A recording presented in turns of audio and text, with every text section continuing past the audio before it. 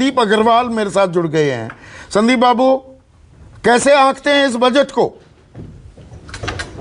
सबसे बड़ा हासिल क्या मानते हैं इस बजट का? देखिए, मैं तो ये मानता हूं कि देखिए, मैं तो इंडस्ट्री चैम्बर की तरफ से बोलता हूं और मैं ये मानता हूं कि सबसे बड़ा हासिल है कि बिना दमड़ी खर्च किए भारत सरकार ने हिंदुस्तान की इंडस्ट्री को 1.5 लाख करोड़ रुपए के करीब दे दिए हैं। अब ये बहुत बड़ी बात है, मगर आप देखिए कि हमने एक प्रपोजल दिया था भारत सरकार को कि आप अगर जो बैंक गारंटियां लेते हैं, परफॉर्मेंस बैंक गारंटियां जो 5 से 10% तक की होती है, वो भारत सरकार 7.5 लाख करोड़ रुपए की कैपिटल इन्वेस्टमेंट करेगा इस साल। और इस 7.5 लाख करोड़ रुपए की इन्वेस्टमेंट में कम से कम 10% की बैंक गारंटियां जाएंगी, 75,000 करोड़ रुपए की। और जब वो किसी अपने नीचे वालों को ऑर्डर देते हैं तो वो भी बैंक गारंटियां देते हैं। तो मैं मान के चलता हूं कि करीबन 1.5 लाख करोड़ रुपए लोग अपने परफॉर्मेंस बैंक गारंटीज के अंदर फंसा देते हैं, कभी 6 महीने के लिए और कभी 5 साल के लिए। और ये जो पैसे हैं ये इंडस्ट्री के वर्किंग कैपिटल में से चले जाते हैं, वो काम नहीं कर पाते और इसी वजह से सबसे बड़ा नुकसान झेलना पड़ रहा था इंडस्ट्री को। नहीं, पर संदीप अग्रवाल, मान लिया, आप आंकड़े मुझसे बेहतर समझते हैं। एक मिनट रोक रहा हूं, इंश्योरेंस बेस कर दीजिए। ना ना ना ना, 1 मिनट रोक रहा हूं। आपने सीधा 7.5 लाख के हिसाब से बना दिया ना, 1.5 लाख करोड़ का आपको फायदा हुआ। अरे भाई, 5 लाख करोड़ तो पहले भी केपेक्स हो रहा था ना, तो 2.5 लाख करोड़ ही लगाएंगे ना, 7.5 लाख करोड़ का थोड़ा फिगर। जी नहीं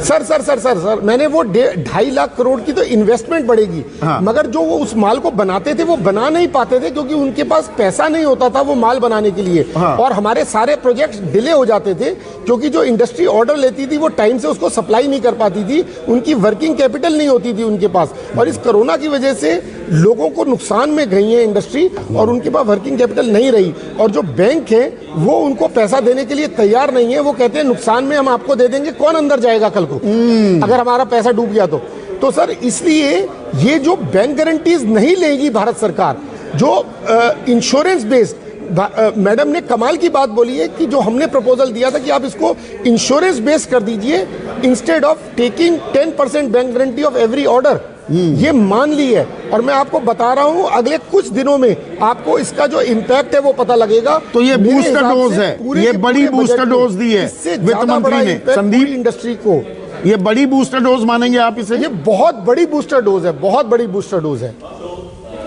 प्रदीप मिश्रा, आप कैसे आंकते हैं इस बजट को? क्योंकि इससे हमारे रेलवे सेक्टर को उम्मीद तो बहुत थी, एक आम आदमी को जो उम्मीद टैक्स स्लैब की थी वो कहीं हद तक मिल नहीं पाई।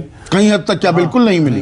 मतलब जीरो। यहाँ तक कि होम बायर्स की अगर मैं बात करूं तो ये भी एक बड़ा तबका है, किसानों की तो बात की गई, लेकिन जो आम होम बायर्स है उनके लिए भी बड़ा इम्पोर्टेंट था कि इस टाइम बजट के अंदर कुछ ऐसी राहत दी जाए कि पूरी इंडस्ट्री को हेल्प मिल पाए। लेकिन कहीं पर भी वो नदारद रहा। छोटी छोटी जो पीनट्स हैं वो दिए गए हैं जिससे कि बहुत ज़्यादा कुछ आम आदमी को फ़ायदा नज़र नहीं आ रहा है। तो मेरी नज़र में तो ये, अगर मैं 10 से आंकूं तो मैं करीब 6 नंबर इस बजट को दूंगा। पर संदीप, हमें लार्जर पिक्चर भी देखनी होगी क्या? जो वित्त मंत्री निर्मला सीतारमण है वो कह रही है 25 साल का ब्लूप्रिंट हम तैयार कर रहे हैं, इसमें कैपिटल एक्सपेंडिचर में बढ़ावा, डिजिटल इंडिया पर जोर, डिजिटाइजेशन पर जोर, नॉन फॉसिल फ्यूल्स पर, फॉसिल फ्यूल्स को बिल्कुल खत्म कर देना, EV electric vehicles, battery recharge system. ये क्या ऐसी चीजें हैं जिनका असरात हम आने वाले सालों में देखेंगे? क्या उसका खाका तैयार करती दिखी आज निर्मला सीतारमण?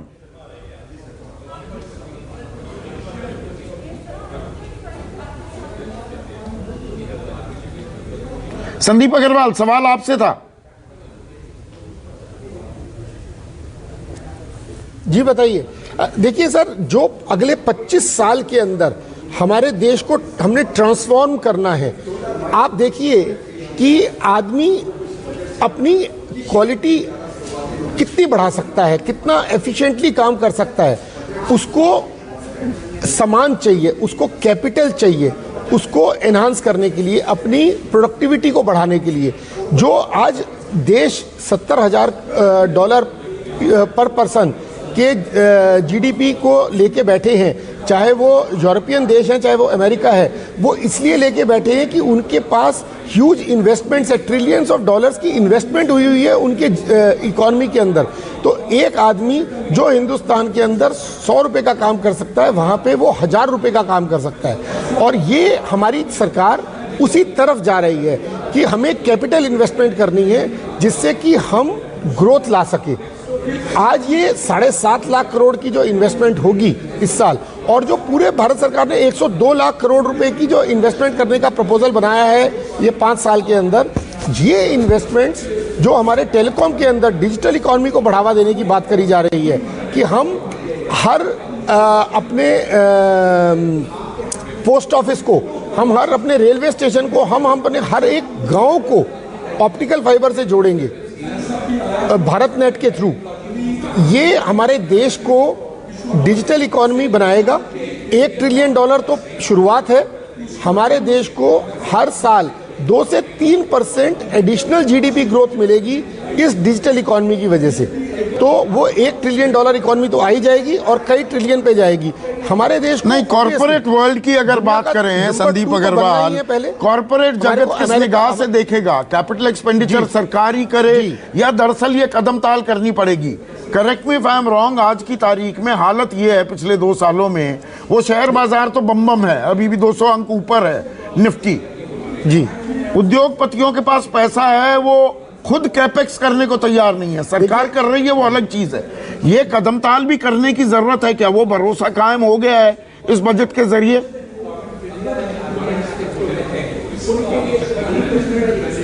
बिल्कुल, मैं ये मानता हूं कि आप पूरे टेलीकॉम में देखिए, भारत जो है पीपीपी स्कीम में जा रहा है, तो पब्लिक प्राइवेट पार्टनरशिप में जा रहा है। डिसइन्वेस्टमेंट हुई है एयर इंडिया की, नीलांचल इस्पात की डिसइन्वेस्टमेंट हुई है, LIC की हो रही है।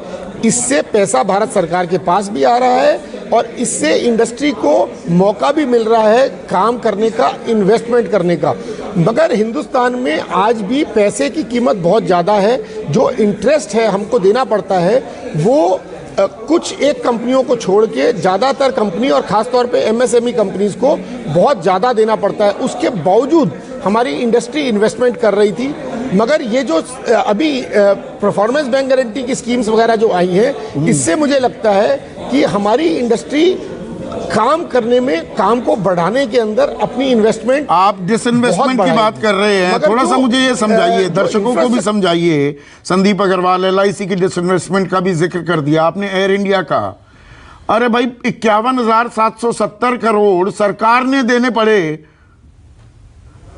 वो आपके मेरे पैसे थे ना, और एयर इंडिया प्राइवेट भी हो गई। भारत सरकार, गलत तो नहीं कह रहा हूं मैं? देखिए, अगर जी बिल्कुल हो गई, मगर अगर वोडाफोन वो कंपनी चला नहीं पाते, उसकी हिस्सेदारी खरीद लेती है सरकार आपके और मेरे पैसे से जी, और इसको आप क्या मानेंगे?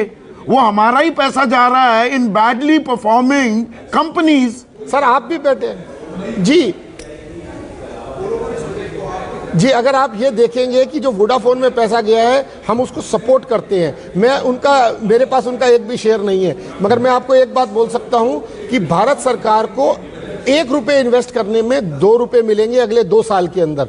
आप एक बात देखिए कि वोडाफोन सिर्फ इसलिए मर रही थी कि कंपटीशन में उनके सामने जो खड़ा था उसके पास बहुत सस्ते दाम पे पैसा था और उसने 1 लाख करोड़ से ऊपर इन्वेस्ट कर दिया, जो कि वोडाफोन उस वक्त नहीं कर पाया।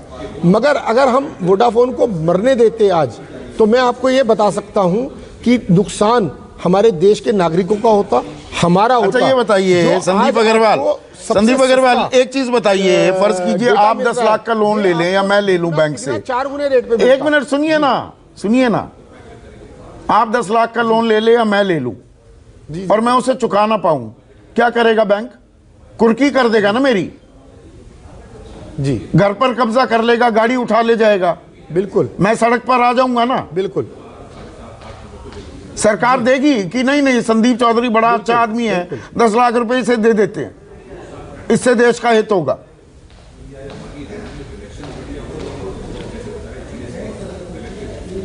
देखिए, आपकी जो बोल रहे हैं उसमें बिल्कुल सच है। हाँ। मगर भारत सरकार ने भी तो क्या किया, उनके शेयर ले लिए। हाँ हाँ। उनको पैसा फ्री में नहीं दिया, इवन जो ब्याज था उसके ऊपर वो भी लिया है, और उसके अंदर से जो बेसिक अमाउंट था उस पैसे के अगेंस्ट उन्होंने उसके शेयर भी ठीक है संदीप, लेकिन यहां पर जो मेरे साथ मेहमान हैं, एक्सपर्ट्स हैं, मैं थोड़ा आप लोगों से ही ये सिलसिला शुरू करता हूं। एमएम गुप्ता साहब, कितने नंबर देंगे इस बजट को? सर, ये नंबर देने का सिस्टम शायद मैं बहुत समझ नहीं पाता हूं। नहीं, वो एक मिनट एमएम गुप्ता साहब, वो काला सूट गुलाबी अखबार वाले ना, ये नंबर देने का ही बड़ा सिस्टम होता है आजकल। पर ये संदीप जी, मैं तो ये कहूंगा कि ये शायद एक प्रोग्रेसिव बजट है। हाँ। और देखिए, बहुत सारी चीजें इसमें ऐसी हैं जैसे जो अभी शायद जब वो निकल कर आएंगी तो ऐसा लगेगा कि हाँ, सरकार ने काफी कुछ दिया है, खासतौर से एमएसएमईज को भी। देखिए, इंटरनेशनल आर्बिट्रेशन सेंटर की बात की है। बहुत सारी समस्याएं ऐसी होती हैं जब जो यहाँ के जो भारत के जो बिजनेसमैन है वो कभी बाहर के देशों से जब कोई डील करते हैं, कभी कोई पेमेंट नहीं आता, कोई और डिस्प्यूट हो जाता है, तब ये जो आर्बिट्रेशन सिस्टम है वो बड़ा गड़बड़ है। अभी ये इंटरनेशनल आर्बिट्रेशन सिस्टम की बात की है, मैं समझता हूं कि ये एक काफी बड़ा बूस्ट होने वाला है, इससे काफी बड़ी मदद मिलने वाली है। इसके अलावा जो वेंचर कैपिटल और स्टार्टअप फंड की बात की है, जहां कहा है कि भाई एक कमेटी बनाएंगे और वो कमेटी फिर मेरे ख्याल में जो सिडबी के सहयोग से शायद ये फंड ऑफ फंड्स की जो बात की है इस बजट में, मुझे लगता है कि जो आप बात कर रहे थे कि भाई अगर कोई लोन लेकर और उस लोन का वापस नहीं करता तब क्या सरकार देगी, तो मैं कह रहा हूं कि जो अच्छे प्रोजेक्ट हैं वहां पर जरूर सरकार उनकी मदद करना चाह रही है। वो कह रही है कि भाई जो अच्छे स्टार्टअप्स हैं, चाहे वो डीप टेक में हो या एग्री टेक में हो, उनके लिए सरकार कह रही है कि भाई हम आपको फंडिंग। तो आप ये कह रहे हैं एमएसएमई के लिए बूस्ट मिलेगा। आपने फंड ऑफ फंड्स की बात की, वैसे पिछले साल वो 20,97,000 करोड़ का एक राहत पैकेज था, वो लिक्विडिटी पैकेज जिसे कहते हैं, 3.5 लाख करोड़ आप लोगों को मिलने थे, और वो 9 महीने बाद तक भी उसमें डिसबर्सल 2 लाख करोड़ से भी कम के ही थे। बहुत से एमएसएमई ने लिया भी नहीं। ये भी एक हकीकत है ना। मैं बताता हूं आपको, इसके लिए खास मैं आपको बताता हूं। देखिए, ये इसके लिए हम ये कहेंगे कि जो एमएसएमईज हैं वो बहुत प्रूडेंट हैं। यानी बैंक्स तो चाह रहे थे, बुला रहे थे, हमने बहुत सारे केसेस देखे जहां पब्लिक सेक्टर बैंक ने बुलाकर लोगों को कहा कि भैया आप ये इमरजेंसी क्रेडिट लाइन लो। क्यों बैंक देना नहीं चाहता था? वो तो चाहता था, इसलिए चाहता था कि बैंक की बैलेंस शीट बढ़िया होनी थी, उनका जो स्ट्रेस्ड एसेट है उसमें कुछ कमी आनी थी, उनकी बैलेंस शीट साइज बढ़ना था। लेकिन हुआ ये कि जो एमएसएमईज जो प्रूडेंट थी, उन्होंने कहा कि भाई अगर हमें जरूरत नहीं है, कुछ सेक्टर्स ऐसे थे संदीप जी जहां पर इस कोविड के समय में समझता हूं कि उनके पास कुछ ऑर्डर्स नहीं थे, तो उन्होंने कहा कि भाई हमें पैसा नहीं चाहिए ये, तो इसके लिए शायद एमएसएमई सेक्टर की तारीफ करनी पड़ेगी। और अभी जैसे साहब, ये ना, मैं इसीलिए वो काला सूट गुलाबी अखबार का भी जिक्र किया था। वो हमेशा बम बम रहते हैं, कोई भी बजट को 8 नंबर से कम नहीं देते। लेकिन ये शेयर बाजार जो अभी बम बम था कुछ देर पहले तक, 250 अंक की बढ़त दिख रही थी, लगभग 250 अंक की, अब वो बढ़त महज 65 अंक की रह गई है। नहीं, देखिए संदीप जी, ये जो शेयर मार्केट है इसका एक अलग है। ये अच्छा। मुझे लगता है कि कई बार फंडामेंटल पे नहीं चलता, मैं तो हमेशा बोलता हूं ये सेंटिमेंट्स पे चलता है ज्यादा। तो सेंटिमेंट्स क्या बता रहे हैं? नहीं, तो सेंटिमेंट्स अभी थोड़ा समय लगेगा शायद मार्केट को बजट को समझने में। शायद ये जब 200 बढ़े तब भी हम शायद ये नहीं कह सकते थे कि सेंटिमेंट्स बहुत ज्यादा बढ़ गए। अब ये 65 पे रहा। अनंत सिंघानिया मेरे साथ जुड़ गए हैं, देश के जाने माने उद्योगपति हैं, जेके एंटरप्राइजेस के सदर। अनंत सिंघानिया, कैसे रेट करेंगे बजट को? क्या बड़ी चीजें आपको दिखी इस बजट में?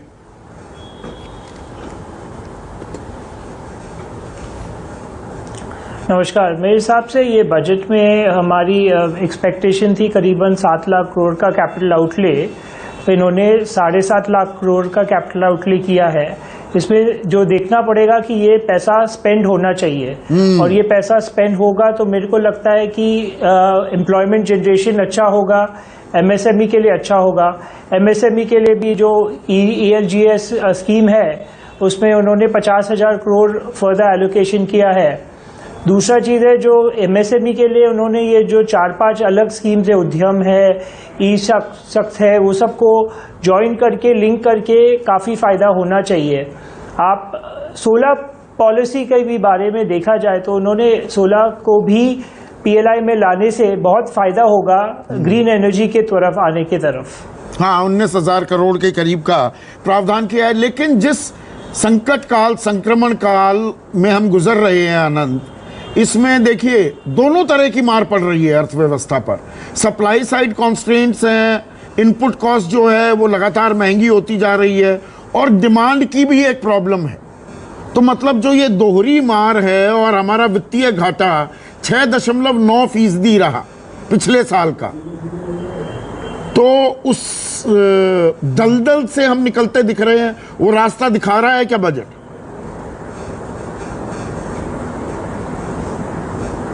मेरे हिसाब से कैपिटल आउटले देखा जाए तो कैपिटल आउटले और जो मिनिमम सपोर्ट प्राइस दिया है फार्मर्स को 2,34,000 करोड़, उस ये दो जगह में बहुत बेनिफिट होगा। जो हम देखना चाह रहे थे कि कंजम्पशन में कुछ करेंगे, कि टैक्सेशन कुछ रैशनलाइज करेंगे, तो वो नहीं हुआ है। आम आदमी को, एमएसएमई को थोड़ा सा टैक्स कम करने से उससे कंजम्पशन बढ़ सकने का चांस था, वो नहीं हुआ है। तो उस चीज में हमें थोड़ा गौर देना पड़ेगा। वही सवाल है मेरा, डिमांड कैसे बढ़ेगी आनंद?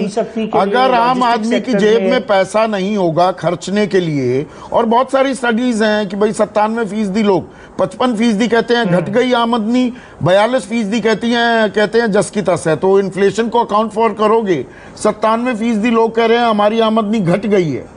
तो अगर उसे राहत नहीं मिलेगी तो डिमांड कैसे बढ़ेगी? इस सवाल का जवाब नहीं मिला क्या इस बजट में? ये मैं आपसे सहमत हूँ, ये मैं आपसे सहमत हूँ, क्योंकि लॉजिस्टिक्स कॉस्ट बहुत बढ़ गया है। आप देखा जाए तो शिपिंग इंडस्ट्री पिछले साल में $150 बिलियन की रिकॉर्ड प्रॉफिट की है। तो लॉजिस्टिक्स कॉस्ट से बहुत इन्फ्लेशन पर है। पर मैं सोचता हूँ कि ये जो पीएम गति की स्कीम में यदि हम लॉजिस्टिक्स कॉस्ट की हर एक के जो अलग 20 और मिनिस्ट्री से डायलॉग करेंगे, उनसे एक दूसरे से कोऑर्डिनेशन बढ़ेगा, तो ये लॉजिस्टिक कॉस्ट रिड्यूस होने की चांस है। इसमें जो टैक्सेस हैं, जो पोर्ट बेस्ड टैक्सेस हैं, बहुत ज़्यादा है, उसमें रैशनलाइजेशन करने की बहुत ज़रूरत है। और जहाँ तक कंजम्पशन है, तो मेरे हिसाब से जो इन्होंने स्टॉक मार्केट के लिए जो कैपिटल गेन्स पर सरचार्ज का कैप रखा है, जो 37% ज़्यादा था, वो 15% करने से मेरे हिसाब से ये स्टॉक मार्केट के लिए और हाउसिंग सेक्टर के लिए जिधर ज़्यादातर कैपिटल गेन होता है, जो लोग 1 बेडरूम से 2 बेडरूम या 2 बेडरूम से 3 बेडरूम या जो भी लेन देन होती है, उसमें जो कैपिटल गेन पर सरचार्ज कम करने से मेरे हिसाब से वो फायदेमंद होगा मार्केट के लिए। आपने हाउसिंग सेक्टर का भी जिक्र कर दिया। बाजार 250 अंक की बढ़त के बाद अब 5 अंक नीचे हो गया है। ये निफ्टी की बात कर रहा हूं। तो क्या बाजार थम्स डाउन देता दिख रहा है? ये अपने आप में सवाल है। लेकिन हाउसिंग की बात आ गई प्रदीप, हम बहुत अभी तक एमएसएमई की बात की, 7.5 लाख करोड़ का कैपिटल एक्सपेंडिचर होगा जी, रोजगार भी सृजित हो जाएंगे। लेकिन रोजगार देने में हाउसिंग सेक्टर का भी बहुत बड़ा पुट है। करेक्ट। आम आदमी को इनकम टैक्स में तो कोई राहत नहीं मिली। जो एग्जेम्पशंस होती हैं, घर खरीद लो, वो एग्जेम्पशंस का दायरा क्या बढ़ सकता था? या हाउसिंग सेक्टर, बिल्डर्स तो बिल्कुल मरे पड़े हैं आज की तारीख में, क्या उनको कुछ राहत मिली है इस बजट में? देखिए, रियल एस्टेट सेक्टर पहले ही धराशायी था और कोविड ने तो एक सरप्लस उसके ऊपर कर दिया। बहुत ज़्यादा बोझ पड़ा है रियल एस्टेट सेक्टर पे। और जैसा कि आपने देखा भी होगा कि बहुत सारे प्रोजेक्ट्स जो हैं रुके हुए हैं। खैर गवर्नमेंट ने स्वामी फंड एलोकेट किया था, लेकिन उसने भी 221 प्रोजेक्ट्स तो चालू किए, 17,000 करोड़ का फंड उसमें यूज हुआ। लेकिन अभी भी ऐसे बहुत सारे प्रोजेक्ट हैं जो कैश पॉजिटिव नहीं है। वो प्रोजेक्ट अभी भी अटके हुए हैं, वहाँ होम बायर्स अभी भी अटके हुए हैं। यहाँ जो एक्सपेक्टेशन थी कि वो सिंगल विंडो क्लियरेंस लेकर आएंगे, वो कहीं नदारा दरा, इंडस्ट्री स्टेटस नहीं दिया गया। रियल एस्टेट के अंदर रीट जो है कमर्शियल में, उसे रेजिडेंशियल में लाने की एक्सपेक्टेशन थी, उसकी बात कहीं नहीं की गई। लेकिन हाँ, यहाँ अफोर्डेबल हाउसिंग के ऊपर जो 80 लाख मकान और बनाने की बात कही, उसके लिए 4800 करोड़ का फंड एलोकेट करने की बात कही, ये मुझे थोड़ा पॉजिटिव नज़र आता है। इससे कुछ अफोर्डेबल सेगमेंट में नए मकान आएंगे तो कुछ थोड़ा बेनिफिट होगा, बहुत कुछ तो नहीं, लेकिन हाँ कुछ ज़रूर बेनिफिट होता नज़र आ रहा है। फिर एक बात कही ईज ऑफ डूइंग बिजनेस की। पिछले साल ही इसकी बात शुरुआत कर दी थी। सेकंड फेज़ की अगर बात करें तो ईज़ ऑफ डूइंग बिजनेस अगर ज़मीन पे वाकई में हकीकत बन के उतरता है तो जो अप्रूवल्स है जिसके लिए बहुत लंबा वेट करना पड़ता है किसी प्रोजेक्ट को एग्जीक्यूशन के लिए, करीब 12 से 15 महीने तो अप्रूवल का वेट करना पड़ता है, तो वहाँ कैपिटल कॉस्ट भी बढ़ जाती है। जब इनपुट कॉस्ट बढ़ेगी तो MRP नेचुरल्स की बातें बढ़ जाएगी। तो उसके लिए अगर टाइम बाउंड अप्रूवल किया जाए ईज़ ऑफ डूइंग बिजनेस के थ्रू तो ये एक पॉजिटिव सेंस में नज़र आ रही है चीज़ें। फिर एक बात कही गई one nation one tax, one nation one registration की बात कही गई। अगर वन नेशन वन रजिस्ट्रेशन करते हैं, इस पे थोड़ी और क्लैरिटी अभी आने की जरूरत है इसमें। अभी तो ब्लूप्रिंट हमारे सामने पूरा, correct, the devil lies in the detail. Correct. तो वन नेशन अगर वन रजिस्ट्रेशन किया जाता है तो चूंकि डिजिटलाइजेशन लैंड रिकॉर्ड्स का ऑलरेडी काफी दिनों से किया जा रहा था, तो ये एक नेक्स्ट स्टेप में कहूँगा जिसमें कि ऑनलाइन जो ट्रेडिंग है रियल एस्टेट प्रॉपर्टीज की, ऑनलाइन ट्रेडिंग की तरफ ये आगे बढ़ सकते हैं। इसके ऊपर ये कुछ छोटी छोटी पीनट्स कहूँगा, लेकिन हाँ कुछ हमने भी उसमें से ढूंढ के निकाला कि आखिर दिया क्या कुछ दिया तो दिया एसके विद साहब मेरे साथ जुड़ गए हैं, रेलवे बोर्ड के सदस्य रहे हैं और 2017 से पहले जो एक परंपरा थी 92 साल पुरानी, वो परंपरा थी कि रेलवे बजट अलग, पहले रेलवे बजट पेश होता था और उसके बाद आम बजट पेश होता था। अब वो सिलसिला, वो परंपरा 2017 से खत्म हो गई है। ज्यादा हमें रेल की गूंज सुनाई तो नहीं दी। विद साहब आप कैसे देखते हैं रेलवे को लेकर इस बजट में? आपको खास बिंदु क्या दिखे?